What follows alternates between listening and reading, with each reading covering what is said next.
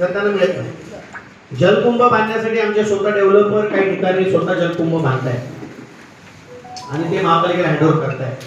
पाणी उपसा जो आहे तो शासनाचा जो विषय आहे त्याच्यात किती एमएलडी एक्स्ट्रा मिळालं पाहिजे हे महत्त्वाचं आहे। आणि भविष्यामध्ये क्लस्टर डेव्हलपमेंट हे तुम्हाला माहिती आहे की आपल्या कल्याण डोंबिवलीत सुद्धा आता सुरू झालेलं आहे आणि बऱ्याच ठिकाणी चाळकरी वर्ग आहे, झोपडपट्टी आहे, शासनाच्या जागेवर बांधकाम आहे। जर ठाण्याच्या धर्तीवर तुम्ही गेले तर सिडको आणि MMRD आणि MIDC या 3 संस्था त्या ठिकाणी 25-25 30 माळ्याच्या बिल्डिंग आता इमारत उभारत आहे।